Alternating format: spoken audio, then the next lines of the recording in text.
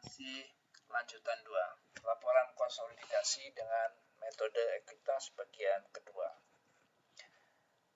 Pada sesi ini kita akan belajar bagaimana mengkonsolidasikan laporan keuangan dari perusahaan induk dan perusahaan anak, di mana perusahaan induk menggunakan metode ekuitas di dalam mencatat transaksi terkait investasinya di perusahaan anak.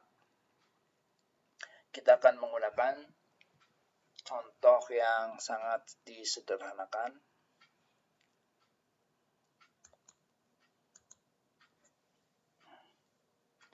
Pada 2 Januari 2020,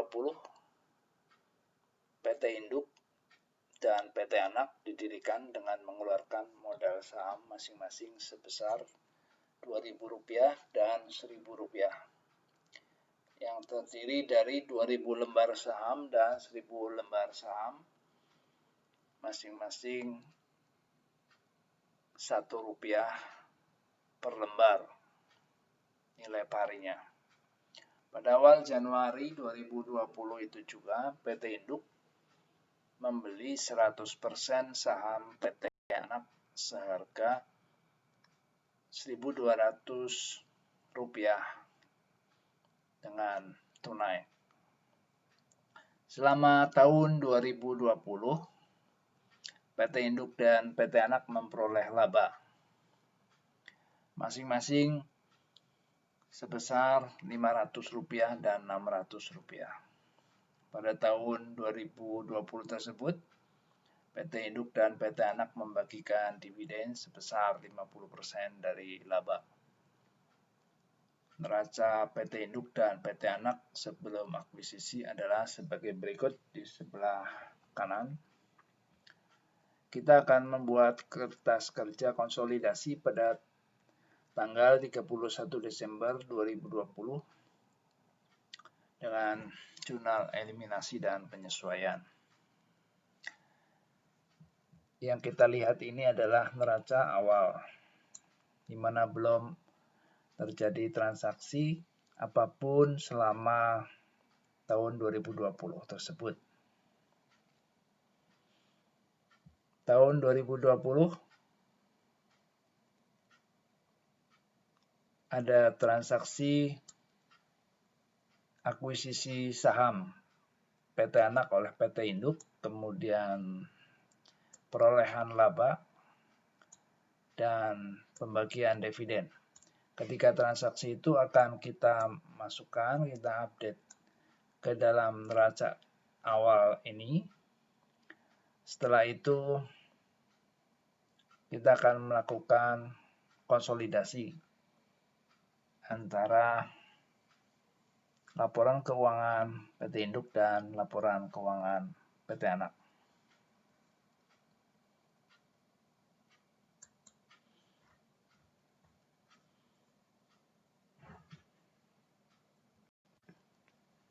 Kita akan melakukan update terhadap neraca ini dengan memasukkan transaksi-transaksi yang terjadi selama tahun 2020, baik untuk PT Induk maupun PT Anak. Hanya ada 3 macam transaksi, yaitu akuisisi, perolehan laba, dan dividen. Kita mulai dengan transaksi akuisisi, di mana PT Induk mengakuisisi saham PT Anak 100%.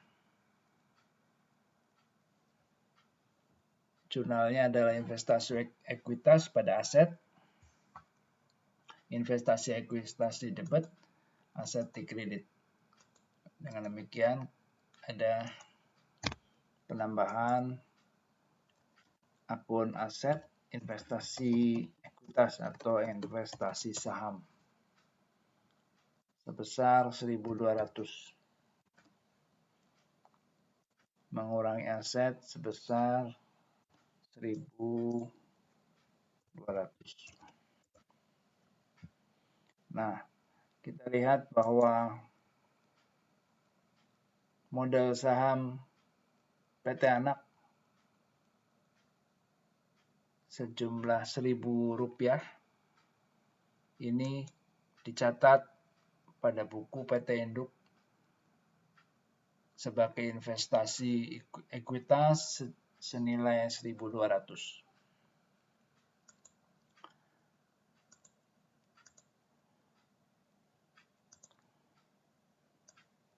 Kedua hal ini adalah bersifat resiprokal, artinya timbal balik. Modal saham yang sama yang dicatat di buku PT Anak dicatat di buku PT Induk juga. Ini adalah resiprokal ya, artinya saling timbal balik. Dalam konsolidasi, akun yang resiprokal akan dieliminasi sebelum menggabungkan pos-pos yang lain.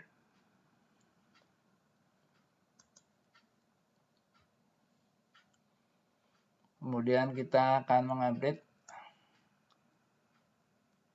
transaksi perolehan laba di mana PT Induk memperoleh laba Rp500 dan PT Anak memperoleh laba Rp600. Di sini kita melakukan update. Laba adalah menambah ekuitas, karena itu kita tempatkan di bagian ekuitas. Laba PT Induk memperoleh 500, PT Anak memperoleh 600. Laba di kredit, debit aset.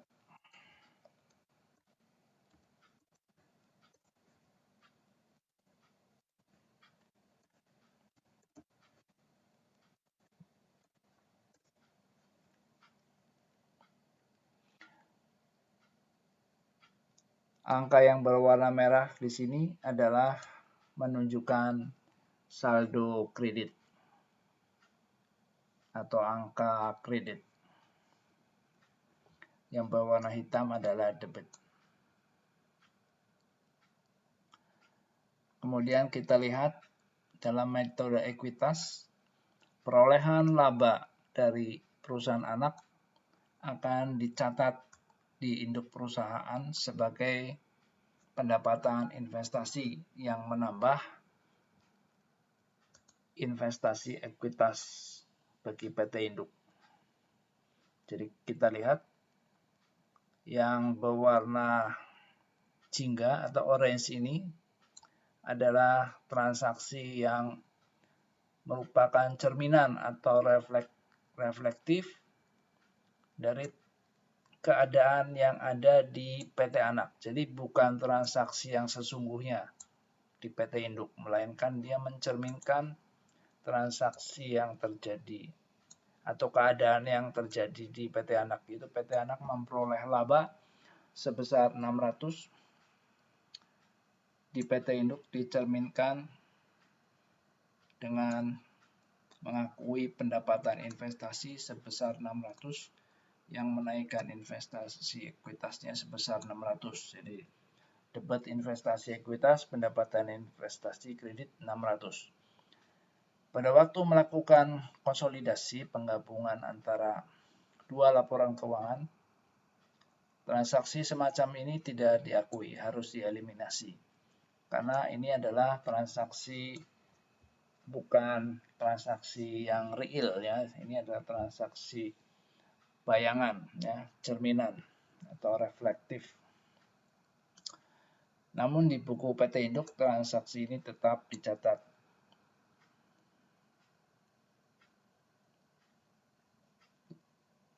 Kita akan memasukkannya di sini, jadi bertambah 600 investasi ekuitas bertambah 600 karena adanya pendapatan investasi di PT Anak. 600 jadi debit investasi ekuitas, kredit pendapatan investasi. Kita akan memberi tanda terhadap jurnal atau transaksi reflektif ini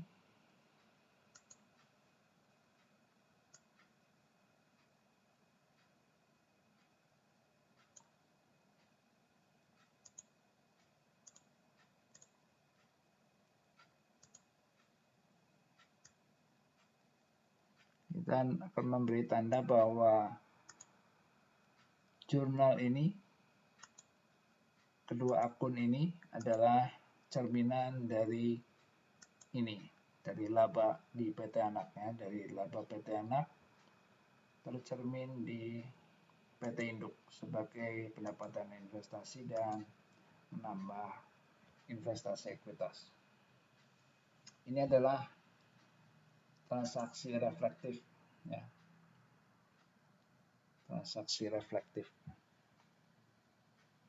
Lalu setelah itu kita membukukan transaksi dividen di mana kedua perusahaan membagikan dividen sebesar 250 untuk perusahaan induk dan 300 rupiah untuk perusahaan anak. Itu sebesar 50% dari laba masing-masing perusahaan. Jurnal yang dibuat adalah dividen debit pada aset kredit ya. Kita akan masukkan kedua jurnal ini di masing-masing buku PT Anak dan PT Induk. Dividen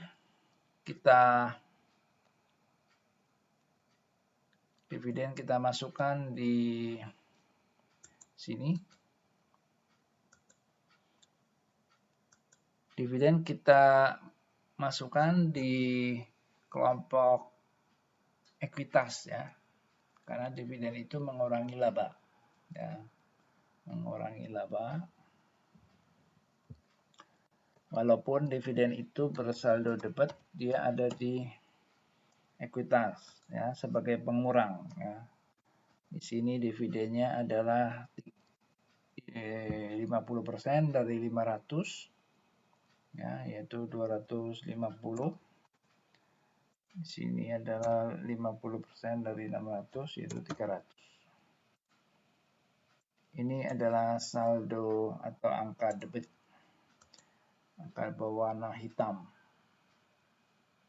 Nah, dividen mengurangi aset karena ini adalah sumber daya yang luar ya. Membagikan dividen itu berarti mengeluarkan sumber daya, mengeluarkan aset untuk dibagikan ke pemegang saham masing-masing. Jadi PT Induk mengeluarkan aset untuk membayar dividen sebesar 250, aset dikredit. Di PT Anak juga aset dikredit sebesar 300. Ya, jadi debit dividen, kredit aset. Kemudian kita lihat bahwa pada metode ekuitas pendapatan dividen yang diterima oleh PT Induk akan diakui sebagai penarikan investasi atau pengurangan investasi ya. Jadi seolah-olah investasinya ditarik kembali sehingga dia mendapatkan aset namun investasinya berkurang. Ya, jadi seolah-olah terjadi divestasi dengan adanya pembagian dividen tersebut. Ini adalah transaksi resiprokal karena ini adalah transaksi antara dua perusahaan induk dan anak, yaitu dua perusahaan yang sama-sama berada dalam satu entitas ekonomik ya. Jadi ini transaksi internal. Transaksi internal itu tidak diakui di dalam konsolidasi karena merupakan transaksi dengan dirinya sendiri ya. Jadi dalam konsolidasi gabungan antara perusahaan induk dan perusahaan anak, transaksi antara perusahaan induk dan perusahaan anak tidak diakui, harus dieliminasi. Ini namanya transaksi resiprokal ya. Transaksi yang sama dicatat dengan jurnal yang berlainan. Ini transaksi yang sama ya. Jadi PT Anak membagikan dividen, PT Induk menerima dividen. Ya, ini saling timbal balik. Ini dihapus di dalam konsolidasi. Namun di dalam buku masing-masing perusahaan tetap ada ya. Eliminasi penghapusan hanya terjadi di kertas kerja. Ini kita masukkan transaksi dividen, transaksi pendapatan dividen untuk PT Induk. Kita masukkan di bawah sini sesuai dengan urutan pendapatan dividen. Bukan pendapatan dividen, salah ya. Jadi aset pada investasi ekuitas ya, karena ini metode ekuitas. Jadi metode ekuitas dia mengurangi investasi ekuitas sedang asetnya bertambah ya. Jadi ini bukan pendapatan dividen, melainkan dia mengakui adanya investasi ekuitasnya berkurang sebesar 300, aset bertambah sebesar 300 ya. Dia menerima, seolah-olah dia menerima kembali uangnya yang diinvestasikan di PT Anak ya. Asetnya bertambah tapi investasinya berkurang, seolah-olah ada penarikan investasi. Ini kredit ya, jadi yang merah kredit.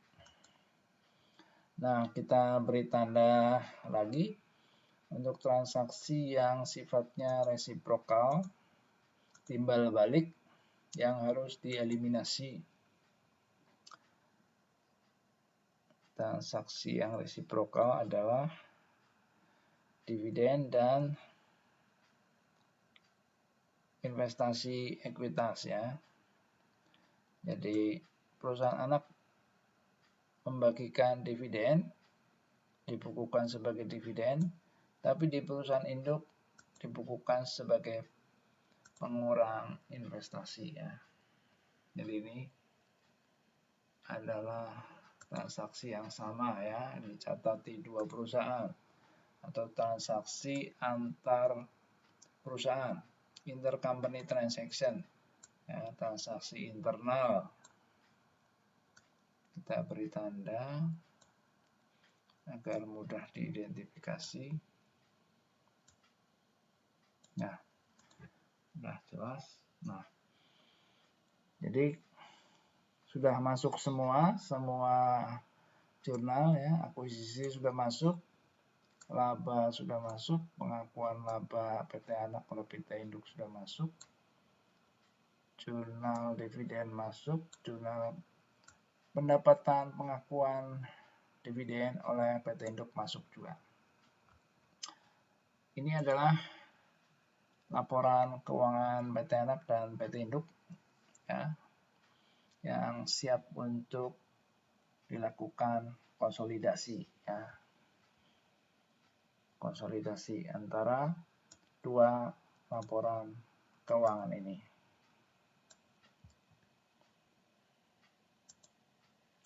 Nah, di sini kita ya, ini adalah kertas kerja konsolidasi PT Induk dan PT Anak. Formatnya seperti ini. Jadi ini adalah akun-akunnya, kemudian ini adalah laporan keuangan yang akan digabungkan, lalu ada kolom eliminasi dan penyesuaian, baru kolom konsolidasi atau kolom gabungan penjumlahan ya. Ini adalah penjumlahan dari pos-pos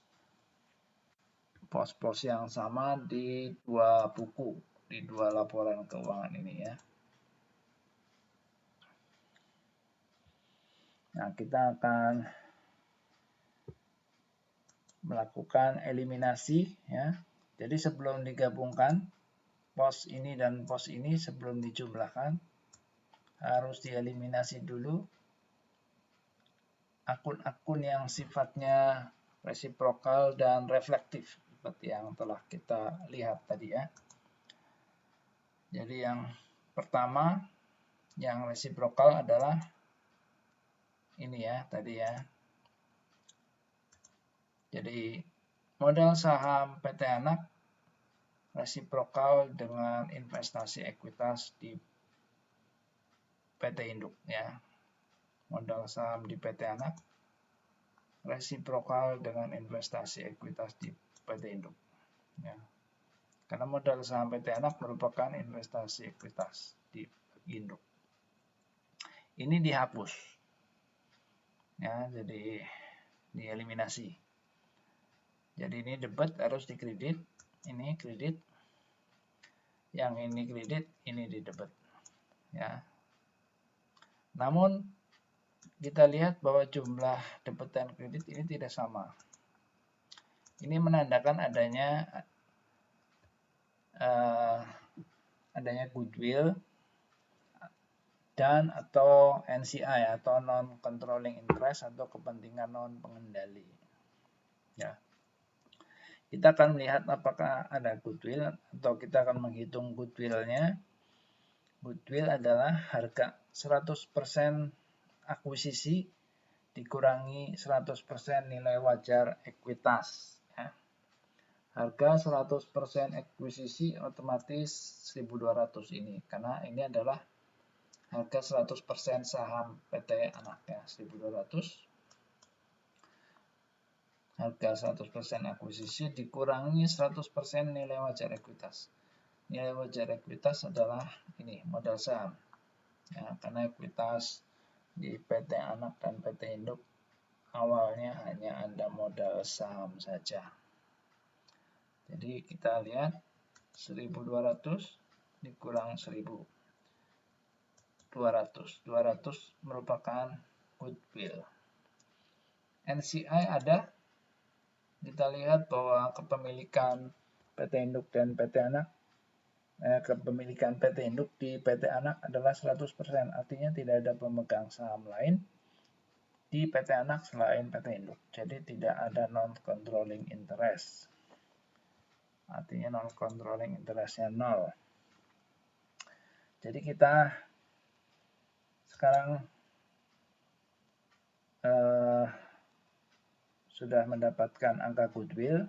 Goodwill ini adalah aset ya. Kita tempatkan di sebelah sini ya. Aset.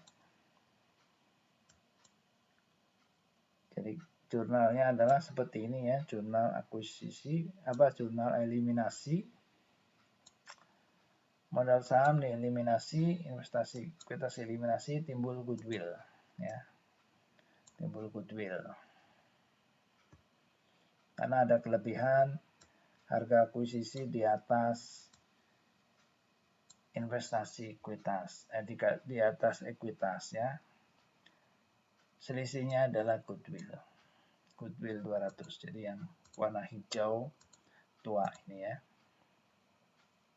Setelah ini diakuisisi, dieliminasi, maka kita mengeliminasi berikutnya yaitu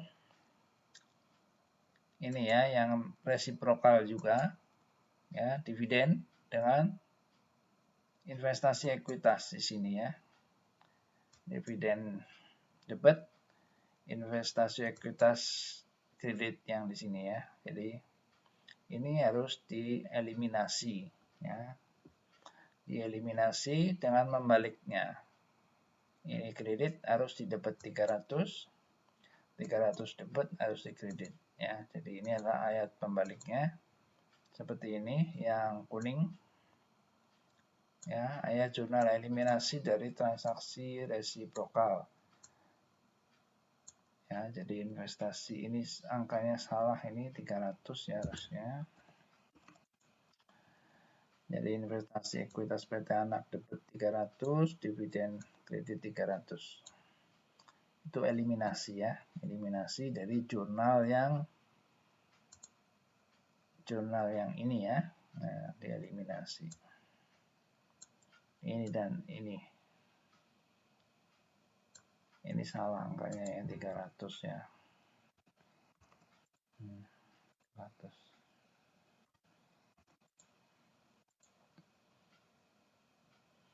Nah, setelah transaksi reflektif dan resiprokal dieliminasi ya, yang warna orange dan kuning tadi dieliminasi ya. Maka kita eliminasi transaksi yang reflektif ya, transaksi yang reflektif ya. Jadi pendapatan investasi harus kita eliminasi ya, dieliminasi. Ini kredit kita debit. Kemudian investasi ekuitas debit harus kita kredit ya. Jadi warna orange ya, warna orange ini di sini transaksi reflektif kita eliminasi. Sudah selesai, jadi semua yang perlu dieliminasi sudah tereliminasi. Sekarang tinggal menggabungkan pos-pos yang ada ya. Jadi aset ditambah aset adalah berapa gabungannya, aset konsolidasi PT Induk dan PT Anak. Kemudian investasi ekuitas kita lihat sudah tereliminasi. Timbul goodwill 200 masuk. Kemudian modal saham ya. Modal saham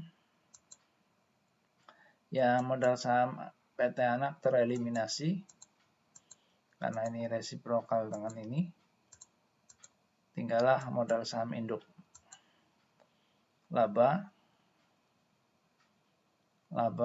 tetap ya diakui keduanya. Laba PT Anak itu 100% adalah milik PT Induk ya. Jadi ini milik PT Induk. Nah, yang laba PT Induk otomatis milik PT Induk juga, jadi milik satu pengendali ya. Jadi labanya utuh 1.100. Kemudian pendapatan investasi ini dieliminasi. Tidak ada pendapatan investasi, dividen. Dividen yang diberikan oleh PT Anak dieliminasi ya, karena diberikannya kepada PT Induk. Jadi tidak ada. Nah, kantong kiri, kantong kanan saja ya. Jadi PT Anak memberikan ke PT Induk ya. Si anak memberikan ke bapaknya. Jadi tidak ada uang keluar sesungguhnya ya. Yang ada adalah uang yang dikeluarkan PT Induk sebagai dividen. Ini benar-benar real ya, benar-benar memang transaksi yang terjadi dengan pihak eksternal, yaitu pihak pemegang saham PT Induk. Jadi dividen 250. Jadi inilah konsolidasinya. Angka konsolidasi kita tinggal susun ke neraca ya. Neracanya seperti ini ya. Aset masuk dari sini 2650, kemudian goodwill di kelompok aset, total aset, modal saham 2000. Kemudian laba ditahan adalah laba dikurangi dividen ya. Laba dikurangi dividen itu laba ditahan. 850. Kepentingan non pengendali tidak ada. Jadi inilah neraca konsolidasi.